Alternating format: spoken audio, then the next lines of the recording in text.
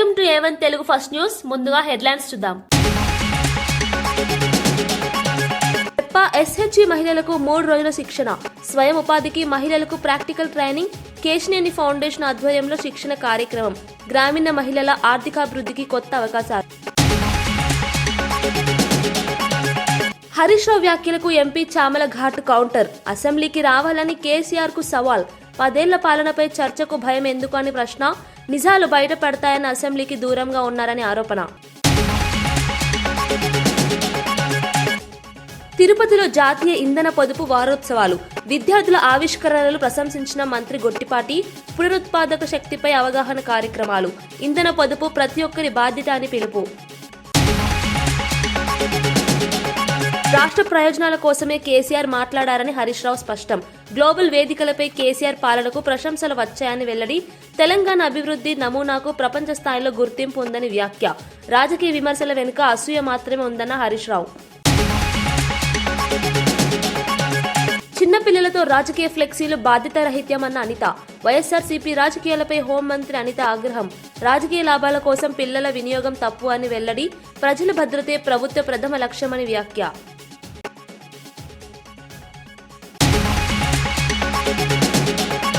తెలంగాణలో బీఆర్ఎస్ అధినేత కేసీఆర్ వ్యాఖ్యలపై ప్రభుత్వ విప్ ఆది శ్రీనివాస్ తీవ్రంగా స్పందించారు. 10 ఏళ్ల పాటు రాష్ట్రాన్ని పాలించి ప్రజలను నిరాశపరిచిన కేసీఆర్ ఇప్పుడు మళ్లీ రాజకీయాల్లో యాక్టివ్ అవుతాననడం హాస్యాస్పదమన్నారు. ప్రజలకు క్షమాపణ చెప్పాల్సిన పరిస్థితిలో ఉండి 2 ఏళ్ల తర్వాత నిద్రలేచి జనం మధ్యకు వస్తాననడం రాజకీయ డ్రామా మాత్రమేనని విమర్శించారు. అసెంబ్లీకి రావడానికి భయపడుతూ బయట నుంచి విమర్శలు చేయడం నాయకత్వ లక్షణం కాదన్నారు. కేసీఆర్ మాటల్లో పసలేదని, అవే పాత ఆరోపణలని తెలిపారు. రాష్ట్ర రాజకీయాల్లో కేసీఆర్ పూర్తిగా అవుట్డేటెడ్ అయ్యారని, ప్రజల మధ్య తిరిగే స్థలం కూడా లేదని ఎద్దేవా చేశారు. ప్రజలు ఇప్పటికే సరైన తీర్పు ఇచ్చారని, రానున్న రోజుల్లో బీఆర్ఎస్ మరింత బలహీనపడటం ఖాయమన్నారు. వాస్తవాలను ఎదుర్కొనే ధైర్యం లేకనే కేసీఆర్ సభలకు దూరంగా ఉంటున్నారని వ్యాఖ్యానించారు. అంటే భయపడే పరిస్థితి, జనం బాట పడతారని చెప్పనేటువంటి మాట మాట్లాడుతున్న సందర్భంలో జనం మధ్యలోకి వెళ్ళడానికి స్పేస్ ఎక్కడుంది మీకని అడుగుతా ఉన్నా. ప్రజల ఆలోచనకు అనుగుణంగా గౌరవ ముఖ్యమంత్రి రేవంత్ రెడ్డి గారి నాయకత్వంలో బ్రహ్మాండంగా పనులు జరుగుతున్న వేళ రాష్ట్ర ఆర్థిక పరిస్థితి 8 లక్షల కోట్ల అప్పుల్లోకి మీ పరిపాలన ద్వారా నెట్టివేయబడ్డప్పటికీ ఈ రాష్ట్రాన్ని ఒక గాడిలో పెట్టి ప్రతినిత్యం 18 గంటలు కష్టపడుతూ మా ముఖ్యమంత్రి గారు రాష్ట్రాన్ని ముందుకు తీసుకుపోతూ ప్రజలతో ఒక చక్కటి సంబంధాన్ని, బాంధవ్యాన్ని ఏర్పరచుకున్న వేళ 2023లో మీరు చూసారు. ఈరోజు తోలు తీస్తా అని చెప్పిన మాట మాట్లాడుతున్నారు. ఆల్రెడీ మీ తోలు తీస్తే ఎండిపోయింది 2022 ఎన్నికల్లో. అదెందుకు గమనిస్తలేరు అంటున్నాం. లోక్సభ ఎన్నికల్లో 0కే పరిమితమైంది. కంటోన్మెంట్ను 3వ స్థానంలో మీరు ఉప ఎన్నికల్లో జబ్బలు జరిసి జూబిలీస్ ఎన్నికలకు గెలుతామని బొక్కబోర్ల పడ్డారు. ఇటీవల పంచాయతీ ఎన్నికల్లో జూబిలీస్ ఎన్నికల్లో పోలైన ఓట్లలో 51% కాంగ్రెస్ పార్టీకి ఆశీర్వాదం ప్రజలు ఇచ్చినటువంటిది. ఇటీవల పంచాయతీ ఎన్నికల్లో మీరు 20%కే పరిమితం అయిపోయారు. 60% పైన, ఇంచుమించు 65% ఈరోజు ప్రజలు ఆశీర్వదించి కాంగ్రెస్ పార్టీ పక్షాన్ని నిలబడే క్రమంలో కేటీఆర్ తీరు వల్ల, హరీష్ రావు తీరు వల్ల బీఆర్ఎస్ పని అయిపోయిందని చెప్పని బీఆర్ఎస్ పక్షాన్ని మళ్ళీ ప్రజల బాట పడతా అని చెప్పనేటువంటి మాట ఏదో మాట్లాడుతారో అసలు స్పేస్ లేదంటున్నాం. ఎక్కడ కూడా ప్రజలకు ప్రభుత్వం మధ్యలో గ్యాప్ లేదు. ఈ సందర్భంలో మీరేం చేస్తారో మాకు అర్థమవుతలేదు. అసలు అసెంబ్లీకి రమ్మంటే రాకుండా భయపడి ఈరోజు అవాకులు చెవాకులు మాట్లాడే విధంగా అసలు పసలేని ఆరోపణలు, పసలేని మాటలు. కేసీఆర్ గారు అవుట్డేట్ అయినటువంటి పరిస్థితి, బీఆర్ఎస్ పార్టీ అవుట్డేట్ అయినటువంటి పరిస్థితి ప్రజలు మర్చిపోతున్న వేళ మహబూబ్ నగర్ ఎంపీగా ఉండి ఏం చేసిరు మీరు ఆ రోజు? ఆ తర్వాత ప్రభుత్వం వస్తే మహబూబ్ నగర్కి ఏం చేసిరు అంటున్నా. 811 టీఎంసీలు ఉన్న కృష్ణా నదిలో మాకు 300 టీఎంసీలు చాలని చెప్పని సంతకం పెట్టి ఈరోజు కృష్ణా నది జలాలు అప్పనంగా ఆంధ్రాకు కట్టబెట్టింది మీరు కాదా అంటున్నా. గోదావరి జలాలలో నీరు నాపుతని చెప్పి కాళేశ్వరం కట్టి కూలేశ్వరంగా చేసిన సందర్భం మీది కాదా అంటున్నాం. బాగా గుర్తు, రోజా గారి ఇంటి దగ్గరికి వెళ్ళి భోజనం చేసిన తరువాత ఏమన్నాడు? రాయలసీమను రత్నాలసీమగా మారుస్తున్నారు. ఈరోజు కృష్ణా జలాలకు తీరని అన్యాయం చేసింది బీఆర్ఎస్ పార్టీ, కేసీఆర్ గారు. ఫ్యూచర్ సిటీ గురించి కూడా ఈరోజు మాట్లాడే మాటలు మతిలేని మాటలు అంటున్నాం. భావి తరాల ప్రజలకు ఉపయోగపడే విధంగా, భవిష్యత్ తరాల ప్రజలకు ఉపయోగపడే విధంగా, యువతకు ఉపయోగపడే విధంగా, నిరుద్యోగులకు ఉపయోగపడే విధంగా ఫ్యూచర్ సిటీని ఈరోజు నెలకొల్పుతుంటే అది కూడా మీ కళ్ళకి కనిపిపోతే ఎలా అంటున్నా.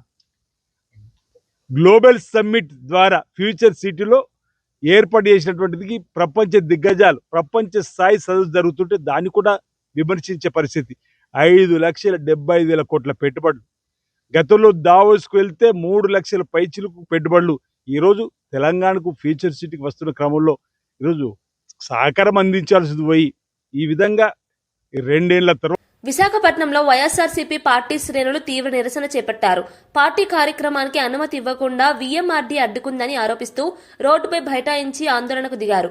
ప్రజాస్వామ్యంలో సభలు సమావేశాలు నిర్వహించే హక్కును కూటమి ప్రభుత్వం కాలరాస్తోందని పార్టీ నేతలు మండిపడ్డారు. అనుమతులు నిరాకరించడం రాజకీయ కక్ష సాధింపులో భాగమని విమర్శించారు. పోలీసులు రంగంలోకి దిగి పరిస్థితిని అదుపులోకి తెచ్చే ప్రయత్నం చేశారు. ఈ సందర్భంగా ట్రాఫిక్ కు అంతరాయం ఏర్పడింది. ప్రభుత్వం అధికార దుర్వినియోగానికి పాల్పడుతోందని, ప్రజాస్వామ్య గొంతులను అణిచివేయాలని చూస్తోందని వైఎస్ఆర్సీపీ నాయకులు ఆరోపించారు. ఇటువంటి చర్యలను ప్రజలు గమనిస్తున్నారని హెచ్చరించారు. రానున్న రోజుల్లో మరింత ఉధృతంగా ఉద్యమాలు చేపడతామని పార్టీ శ్రేణులు స్పష్టం చేశాయి.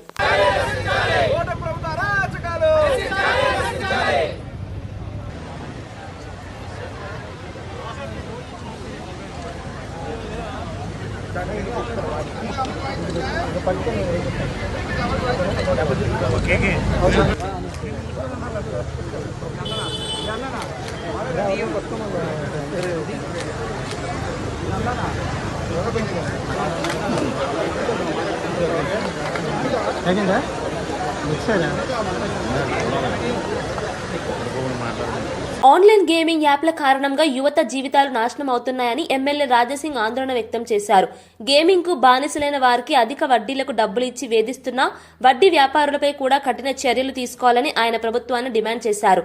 అప్పుల ఊబిలో కూరుకుపోయి యువత ఆత్మహత్యల వరకు వెళ్తున్నారని అన్నారు. గేమింగ్ యాప్లను నియంత్రించడంలో ప్రభుత్వం మరింత కఠినంగా వ్యవహరించాలన్నారు. యువతను రక్షించాల్సిన బాధ్యత ప్రభుత్వానిదేనని స్పష్టం చేశారు. వడ్డీ వ్యాపారుల మాఫియాను గుర్తించి వారిపై కేసులు నమోదు చేయాలని సూచించారు. సమాజాన్ని కబలిస్తున్న ఈ ప్రమాదకర ధోరణిని అరికట్టేందుకు చట్టపరమైన మార్పులు అవసరమన్నారు.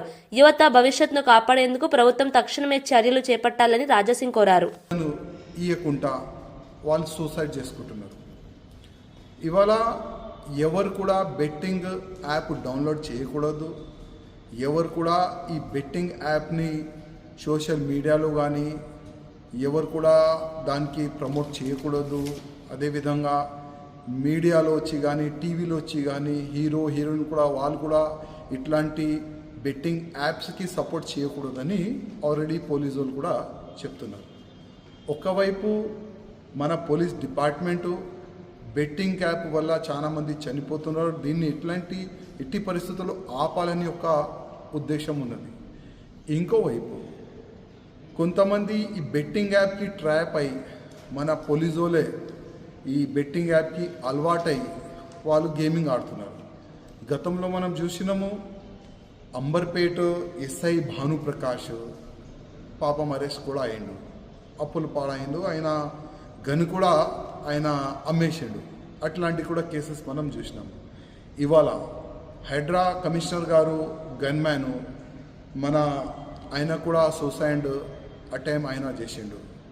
ఇంతకుముందు సంగారెడ్డిలో కూడా ఒక కానిస్టేబుల్ ఇదే బెట్టింగ్ యాప్ వల్ల అప్పుల వల్ల ఆయన కూడా సూసైడ్ చేసుకుండు.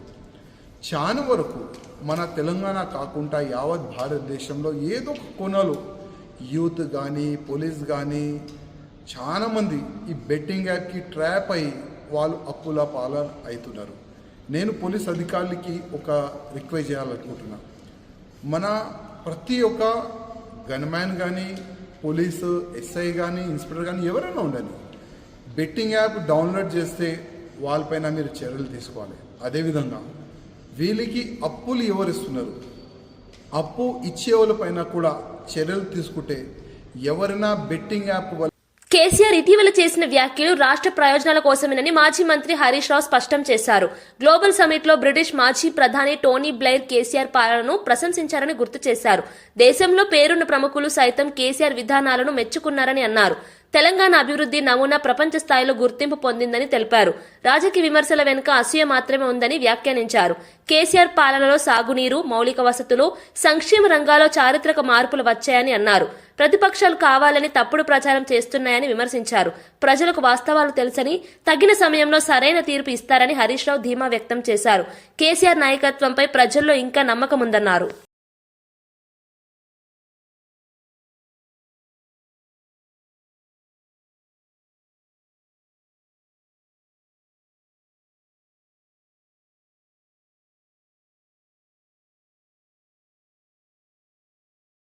మాకు ఈ 299 పేరిట అన్యాయం జరిగింది. మాకు సెక్షన్ 3 కింద వెంటనే కృష్ణా నదీ జలాలు పునః పంపిణీ చేయండి. రాష్ట్రం ఏర్పడ్డ 42 రోజుల్లో ఢిల్లీకి పోయి పోరాడిన నాయకుడు KCR. That is his commitment. డిపిఆర్లు వాపస్ తెచ్చిన వాళ్ళు మీరు, ఢిల్లీకి పోయి సెక్షన్ 3 కోసం పోరాడింది కేసీఆర్. కేసీఆర్ సంతకం పెట్టిండు, ఆడబెట్టిండు చూపి నాకు. ఆనాడు అడహక్ ఒప్పందం ఉమ్మడి ఆంధ్రప్రదేశ్ అసెంబ్లీలోనే 299 512K ప్రాజెక్టులకు నిర్మించింది కనుక తాత్కాలికంగా దీన్ని వాడుకోండి, ట్రిబ్యునల్ పంచిన తర్వాత ఎవరి లెక్క వాళ్ళకే అని స్పష్టంగా ఒక తాత్కాలికమైన ఒప్పందం అధికారుల మధ్య జరిగింది. కేసీఆర్ గారు ప్రాణాన్ని ఫనంగా పెట్టి తెలంగాణ తెచ్చినోడు కదా, ఆయన బతికుండంగా తెలంగాణకు అన్యాయం కానిస్తాడా? అసలు ఎవడు నమ్ముతాడా తెలంగాణలో? పాలమూరు ప్రాజెక్టుపై కేసీఆర్ చేసిన వ్యాఖ్యలకు మంత్రి జూపల్లి కృష్ణారావు తీవ్రంగా స్పందించారు.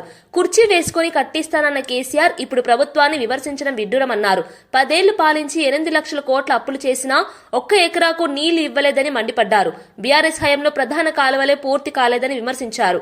2023 ఎన్నికల సమయంలో ఒక్క మోటార్ ఆన్ చేసి ప్రాజెక్టును జాతికి అంకితం చేశామనడం మోసమన్నారు. నీటి కేటాయింపులు, అనుమతులు లేకుండా ప్రాజెక్టు ఎలా అంకితం చేస్తారని ప్రశ్నించారు. కోసం కాదని తాగునీటి కోసమే సుప్రీంకోర్టులో పిటిషన్ వేసిన చరిత్ర ప్రజలకు తెలుసన్నారు.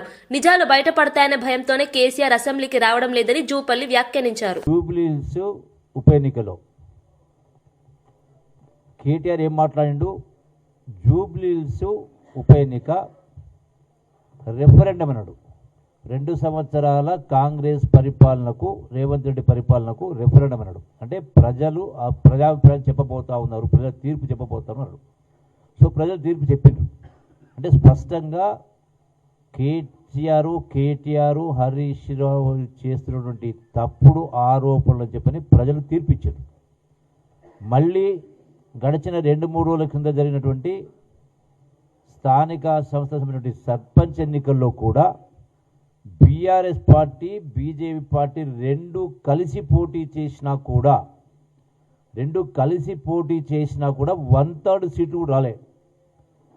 అంటే 3/1 కూడా సీట్లు రాలే బీఆర్ఎస్ పార్టీకి. అంటే వాళ్ళ యొక్క పార్టీ ప్రతిష్ట అనేది పూర్తిగా పార్టీ కంప్లీట్గా బలహీనమైంది అనేది కేసీఆర్కి అర్థమై గడిచిన 2 సంవత్సరాల్లో కేటీఆర్ హరీష్ రావు అంటే కొడుకు అల్లుడు అందరు కలిసి ఏం చేసినా పార్టీ మొత్తం దిగజారిపోతూ ఉంది. పార్టీ ప్రతి దిగజారిపోతూ ఉంది. కాపాడుకోవాలి, కనీసం కొద్దిగా ప్రతిష్ట కాపాడుకోవాలని దానిలో భాగంగానే బయటకు వచ్చింది తప్ప పాలమూరు ప్రాజెక్టు కాదు, గాడిగుడ్డు కాదు, ఇంకోటి ఏమీ కాదు. 100% వాస్తవంగా ఆయన పాలమూరు ప్రాజెక్టు గురించి మాట్లాడుతూ ఉన్నాడు. అసలు మీరందరూ గమనించారు, 2014 కేసీఆర్ ఆనాడు బీఆర్ఎస్ పార్టీ ప్రభుత్వ అధికారికి వచ్చిన తర్వాత 2015లో పాలమూరు ప్రాజెక్టును కుర్చీ వేసుకుని కట్టిస్తా, పూర్తి చేస్తా అని మాట్లాడాడు. మరి 2014 నుంచి 2023 తిరుపతిలో జాతీయ ఇంధన పొదుపు వారోత్సవాల్లో మంత్రి గొట్టిపాటి రవి పాల్గొన్నారు. ఏపీ ఎస్పీ డీసీఎల్ ఆధ్వర్యంలో నిర్వహించిన ఎనర్జీ ఎగ్జిబిషన్ ను ఆయన సందర్శించారు. ఈ సందర్భంగా విద్యార్థులు రూపొందించిన నూతన ఆవిష్కరణలను మంత్రి ఆసక్తిగా తిలకించారు. పునరుత్పాదక శక్తి, స్మార్ట్ ఎనర్జీ వినియోగంపై విద్యార్థులు వివరించగా మంత్రి ప్రశంసించారు. పీఎం సూర్యఘర్, కుసుమ్ పథకాలు, స్మార్ట్ మీటర్ల ప్రాజెక్టులను అభినందించారు. ఇంధన పొదుపు ప్రతి ఒక్కరి బాధ్యత అని మంత్రి అన్నారు. భవిష్యత్ తరాలకు శుభ్రమైన శక్తిని అందించేందుకు ఇలాంటి కార్యక్రమాలు దోహదపడతాయని పేర్కొన్నారు. విద్యార్థుల్లో తను ప్రోత్సహించాల్సిన అవసరం ఉందన్నారు. రాష్ట్రంలో ఎనర్జీ ఎఫిషియన్సీ పెంచేందుకు ప్రభుత్వం కట్టుబడి ఉందని మంత్రి గొట్టిపాటి స్పష్టం చేశారు.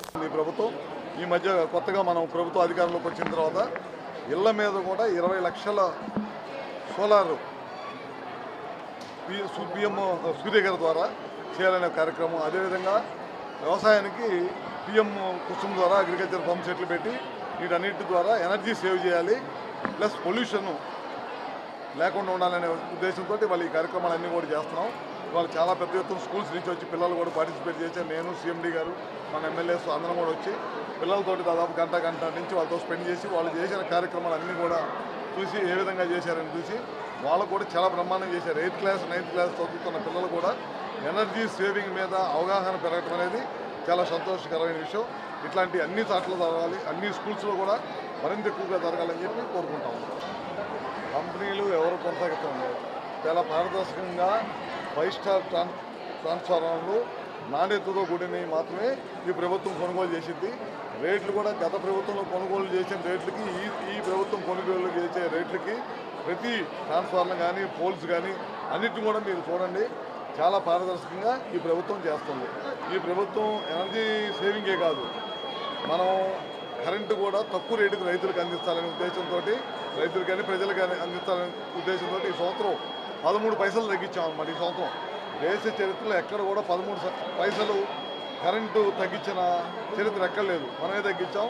గత ప్రభుత్వంలాగా ఎట్లా పడితే అట్లా ఎనర్జీని కొనుగోలు చేసి బయట నుంచి కొనుగోలు చేసి విపరీతమైన భారం వేశారు. మేము ఎక్కడ కూడా ఎనర్జీని కొనుగోలు విపరీతంగా తగ్గించేసాం. తగ్గించి మనకున్న వాటిలో మనకున్న హైడల్ కానీ, మనకున్న థర్మల్ కానీ, అదేవిధంగా మనకున్న సోలార్ని కానీ, మనకున్న సిస్టమ్స్ అన్నింటిని కూడా ఇంప్రూవ్ చేసుకుంటా పవర్ని ప్రజల మీద ఎక్కువ భారం పడకుండా చేయాలనేది ఈ ప్రభుత్వ ఉద్దేశం.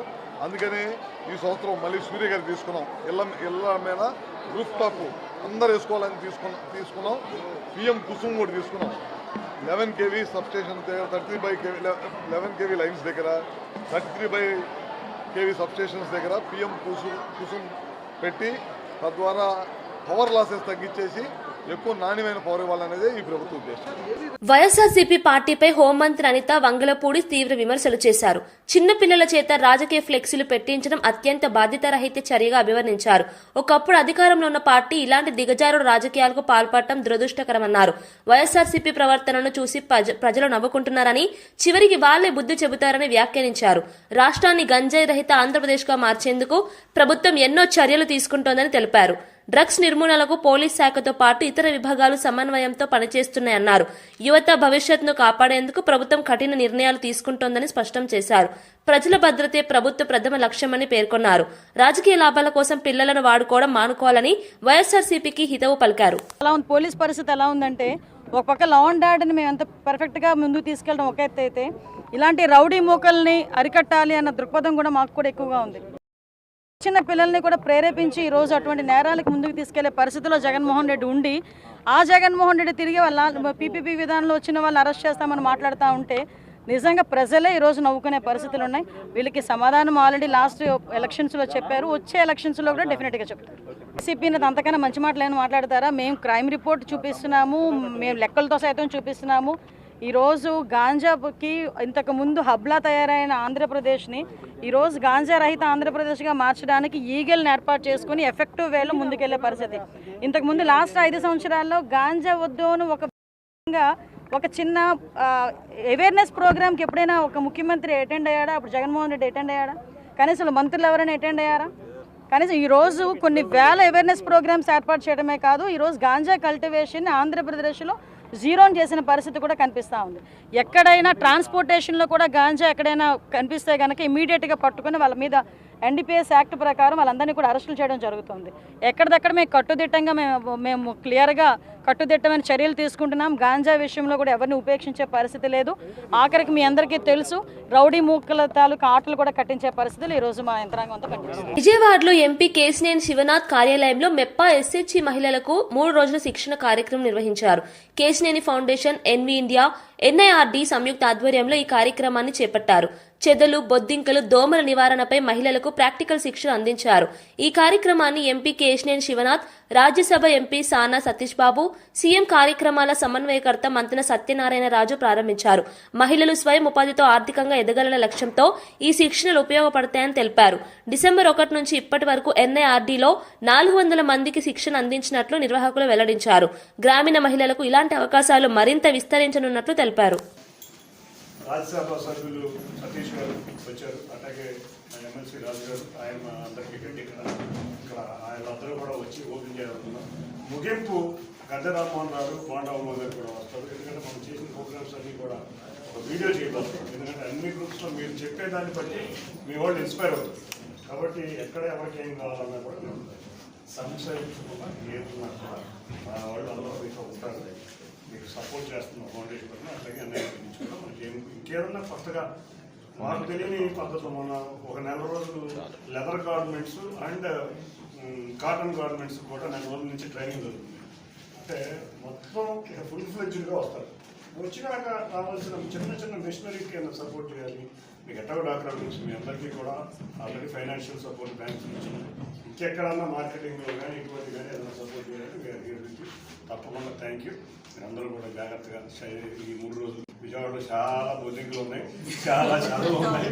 కాబట్టి విజయవాడలో పెట్టుకుని క్లాసు బాంబే నుంచి కూడా వచ్చినందుకు వాళ్ళకు కూడా thank you for coming from Bombay sir. Thank you for organizing this thing. అలాగే రాజు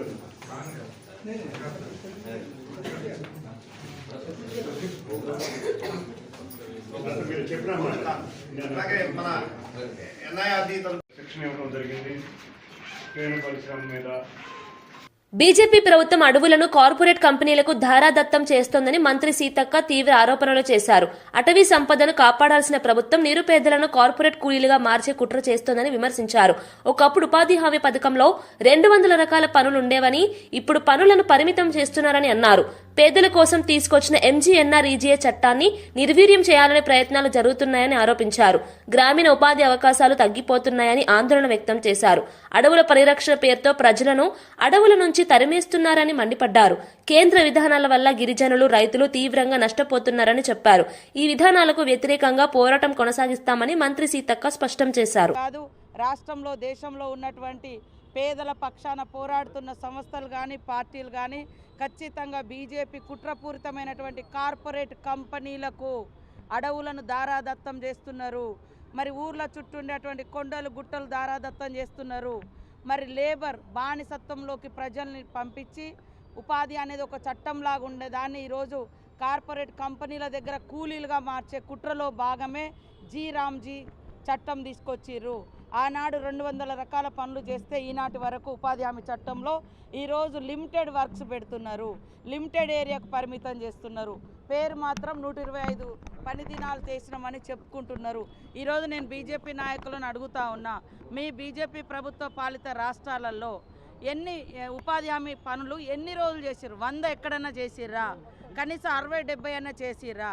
చేసిన వాటినే మీరు తగ్గించారు. గతంలో ఉన్నటువంటి పని దినాలను కూడా గత సంవత్సరంతో పోలిస్తే ఈ సంవత్సరం 45 కోట్ల పని దినాలకు తగ్గించిర్రు. మాజీ మంత్రి హరీష్ రావు వ్యాఖ్యలపై భువనగిరి ఎంపీ చామల కిరణ్ కుమార్ రెడ్డి తీవ్రంగా స్పందించారు. నీళ్లు, నిజాలపై చర్చకు రావాలని సీఎం రేవంత్ రెడ్డి ఆహ్వానించినా కేసీఆర్ స్పందించడం లేదని విమర్శించారు. అసెంబ్లీకి వస్తారా రారా చెప్పకుండా పాత మాటలే మాట్లాడుతున్నారని అన్నారు. బీఆర్ఎస్ పాలనలో యూరియా కోసం రైతులు పడిన ఇబ్బందులకు పత్రికా సాక్ష్యాలున్నాయని గుర్తు చేశారు. గట్టిగా మాట్లాడితే అబద్దాలు నిజం కావని స్పష్టం చేశారు. అసెంబ్లీకి వస్తే ఎవరు ద్రోహులు అన్నది ప్రజలకు స్పష్టంగా తెలుస్తుందని వ్యాఖ్యానించారు. 10 ఏళ్ల పాలనపై చర్చకు రావాలనే ధైర్యం బీఆర్ఎస్ నాయకులకు లేదన్నారు. వాస్తవాలను తప్పించుకునేందుకే అసెంబ్లీకి దూరంగా ఉంటున్నారని చామల విమర్శించారు. తెలంగాణ ప్రజలు వాస్తవాలు తెలుసుకోవాలంటే అసెంబ్లీకి వచ్చి చర్చ చేయాలన్న చెప్పేదాన్ని మాట్లాడకుండా మీరు మాట్లాడుతారు. ఇంకోటి, మీరు మీ హయాంలో యూరియా బస్తాలు ఆటో వారికి ఫోన్ చేసి ఇంటికి తెచ్చి ఇచ్చిపోయేటోళ్ళని చెప్తారు. అంటే మీరు ఏదో నోరుంది కదా మాట్లాడితే గతంలో మీ హయాంలో ఏం జరిగిందో మర్చిపోతారని మీరు అనుకుంటారు. వాస్తవంగా నేను చెప్తున్నా, మీ హయాంలో మీరు ఒకసారి చూడండి, మీ హయాంలో ఈ యూరియా కోసం బారులు తీసి లైన్లో నిలబడ్డది 2020లో. ఇది ప్రెస్ క్లిప్పింగ్, ఇది 2022 ప్రెస్ క్లిప్పింగ్, ఇది 2023, ఇది 2021. ఈ ప్రెస్ క్లిప్పింగ్స్ అన్నీ కూడా ఈరోజు ఎందుకు చూపించాల్సి వస్తుందంటే, మీరు తెలంగాణ ప్రజలను మీ హయాంలో ఏం జరిగిందో మర్చిపోయారు. ఇప్పుడు ఏం మాట్లాడినా చెల్తుంది అని చెప్పి మీరు మాట్లాడినట్టుగా ఉంది తప్ప మీ హయాంలో ఏ రోజు కూడా మీరు సక్రమైన పాలనను అందియలేదు. తెలంగాణ ప్రజలు మిమ్మల్ని 23లో ఓడగొట్టి కాంగ్రెస్ ప్రజాపాలన తెచ్చుకుందే ఒక మంచి. రాజధాని పరిధిలోని గ్రామాల్లో మౌలిక వసతుల కల్పనకు 900 కోట్ల రూపాయలతో పనులు చేపట్టేందుకు ప్రణాళిక సిద్ధం చేసినట్లు మంత్రి నారాయణ వెల్లడించారు. రోడ్లు, డ్రైనేజీ, తాగునీరు, విద్యుత్ వంటి సౌకర్యాల అభివృద్ధిపై దృష్టి పెట్టినట్లు తెలిపారు. రాజధాని రైతులు, గ్రామస్తులకు న్యాయం చేయడమే ప్రభుత్వ లక్ష్యమని స్పష్టం చేశారు. గత ప్రభుత్వ నిర్లక్ష్యం వల్ల ఏర్పడ్డ సమస్యలను దశల వారీగా పరిష్కరిస్తామని అన్నారు. అభివృద్ధి పనులు త్వరలో ప్రారంభమవుతాయని పేర్కొన్నారు. రాజధాని ప్రాంతాన్ని సమగ్రంగా అభివృద్ధి చేయాలనే సంకల్పంతో ప్రభుత్వం ముందుకెళ్తోందన్నారు. స్థానిక ప్రజల సూచనలను కూడా పరిగణలోకి తీసుకుంటామని చెప్పారు. అమరావతి అభివృద్ధి రాష్ట్ర భవిష్యత్తుతో ముడిపడి ఉందని మంత్రి నారాయణ స్పష్టం చేశారు. కొల్లూరు నుంచి వడ్డమాన్ రావడానికి చాలా ఇబ్బందులు ఎదుర్కొంటున్న వడ్డమాన్ గ్రామస్తుల కోరిక మేరకు నారాయణ గారు ఈ రోడ్డు వీలున్నంత త్వరగా పూర్తి చేయాలని సంకల్పం చెప్పారు. వెంటనే ఈ కార్యక్రమం చేపట్టి రోడ్డుకి సౌకర్యం ఏర్పాటు చేసినందుకు వారికి ధన్యవాదాలు. ఈ తిల్లూరు నుంచి వండమానికి వచ్చే రోడ్డు చాలా భయంకరంగా ఉంది. వెంటనే దాన్ని చేయించమని శ్రావణ గారిని యాక్చువల్గా శాసనసభ్యుల్ని ఆ యొక్క విలేజ్లో అందరూ అడగటం జరిగింది. దాని మీద యాక్చువల్గా వెంటనే నేను అధికారులకు ఆదేశించాను దాన్ని ఎస్టిమేషన్ చేసి చేయమని. వాళ్ళు వెంటనే కేవలం ఒక వారంలో లాస్ట్ సండే దాన్ని టేకప్ చేశారు, అది కంప్లీట్ చేశారు. అంటే ఫ్యూచర్లో ఈ రోడ్డు ఏదైతే రోడ్డు ఉందో ఇవన్నీ మెయిన్ రోడ్ అవుతాయి. అంటే 165 అడుగుల వెడల్పులు, అదేవిధంగా 195 అడుగులు. ఎందుకంటే అమరావతి క్యాపిటల్ సిటీలో ఏదైతే ట్రంక్ రోడ్స్ ప్లాన్ చేసామో అంటే ఒక విలేజ్ నుంచి ఇంకో విలేజ్ పోయన్నీ కూడా 165 అడుగులు కానీ లేదా 195 అడుగులు కానీ ఇంటర్నేషనల్ స్పాట్. రాచకొండ కమిషనరేట్ పరిధిలో ఈ ఏడాది 78% కేసులు పరిష్కరించినట్లు సిపి సుధీర్ బాబు తెలిపారు. కమిషనరేట్ వార్షిక నేర నివేదికను ఆయన విడుదల చేశారు. ఈ ఏడాది మొత్తం 33,040 కేసులు నమోదైనట్లు వెల్లడించారు. డ్రగ్స్ రవాణాకు పాల్పడిన 495 మందిని అరెస్ట్ చేసి వారి నుంచి 20 కోట్ల రూపాయల విలువైన మాదక ద్రవ్యాలు స్వాధీనం చేసుకున్నట్లు తెలిపారు. సైబర్ నేరాలకు సంబంధించి 3,734 కేసులు నమోదు కాగా 6,188 మంది సైబర్ నేరగాళ్లను అరెస్ట్ చేసినట్లు పేర్కొన్నారు. నేరాల నియంత్రణలో పోలీస్ సిబ్బంది సమర్థంగా పనిచేశారని అభినందించారు. ప్రజల సహకారంతోనే ఈ ఫలితాలు సాధ్యమయ్యాయని అన్నారు. రాబోయే రోజుల్లో నేరాలపై మరింత ఉక్కుపాదం మోపుతామని సిపి స్పష్టం చేశారు. Top the state with 31 live convictions. We have secured 20 years imprisonments in 12 cases. 17 accused were convicted in one case of Addaguduru police station. 3,734 cases cyber crime related cases కూడా ఉన్నాయి మనం రిపోర్ట్ అయిన మొత్తం కేసెస్ లో. ఈ సంవత్సరము మనము 14,507 ఎఫ్ఐఆర్ కేసెస్ అండ్ 44,742 ఈ పెట్టి కేసెస్ ని లోక్ అదాలత్ ద్వారా డిస్పోజ్ చేయగలిగాం. NBW is also 20 crores 1 lakh rupees మనము ఈ కౌంటర్ బాండ్ ఉన్నటువంటి వర్త్ ఉన్నటువంటి వీటిని సీజ్ చేయడం జరిగింది. 495 అక్యూజ్ ని మనం అరెస్ట్ చేశాం. వీళ్ళు మన దగ్గరే కాకుండా మన తెలంగాణ రాష్ట్రంలోనే కాకుండా 322 మంది తెలంగాణ రాష్ట్రం తీసుకున్నాం. అలానే అదర్ స్టేట్స్ నుంచి 172 మందిని మనం తీసుకున్నాం. అదర్ కంట్రీ నుంచి కూడా ఒక అక్యూజ్ మనం ఇందులో అరెస్ట్ చేసి వీళ్ళపైన షీట్స్ కూడా ఓపెన్ చేయడం జరిగింది. వార్తలు ముగించే ముందు ముఖ్యాంశాలు మరోసారి. ఎస్హెచ్జి మహిళలకు 3 రోజుల శిక్షణ, స్వయం ఉపాధికి మహిళలకు ప్రాక్టికల్ ట్రైనింగ్, కేశినేని ఫౌండేషన్ ఆధ్వర్యంలో శిక్షణ కార్యక్రమం, గ్రామీణ మహిళల ఆర్థికాభివృద్ధికి కొత్త అవకాశాలు. హరీష్ రావు వ్యాఖ్యలకు ఎంపీ చామల ఘాటు కౌంటర్, అసెంబ్లీకి రావాలని కేసీఆర్ కు సవాల్, 10 ఏళ్ల పాలనపై చర్చకు భయం ఎందుకు అని ప్రశ్న, నిజాలు బయటపడతాయని అసెంబ్లీకి దూరంగా ఉన్నారని ఆరోపణ.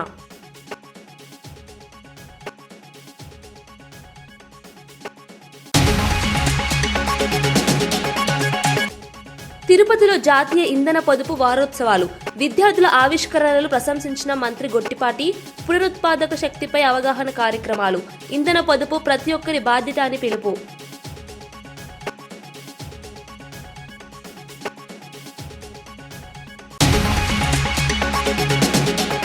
రాష్ట్ర ప్రయోజనాల కోసమే కేసీఆర్ మాట్లాడారని హరీష్ రావు స్పష్టం. గ్లోబల్ వేదికలపై కేసీఆర్ పాలనకు ప్రశంసలు వచ్చాయని వెల్లడి. తెలంగాణ అభివృద్ధి నమూనాకు ప్రపంచ స్థాయిలో గుర్తింపు ఉందని వ్యాఖ్య. రాజకీయ విమర్శల వెనుక అసూయ మాత్రమే ఉందన్న హరీష్ రావు. చిన్నపిల్లలతో రాజకీయ ఫ్లెక్సీలు బాధ్యత రహిత్యమన్న అనిత. వైఎస్ఆర్సీపీ రాజకీయాలపై హోంమంత్రి అనిత ఆగ్రహం. రాజకీయ లాభాల కోసం పిల్లల వినియోగం తప్పు అని వెల్లడి. ప్రజల భద్రతే ప్రభుత్వ ప్రథమ లక్ష్యమని వ్యాఖ్య.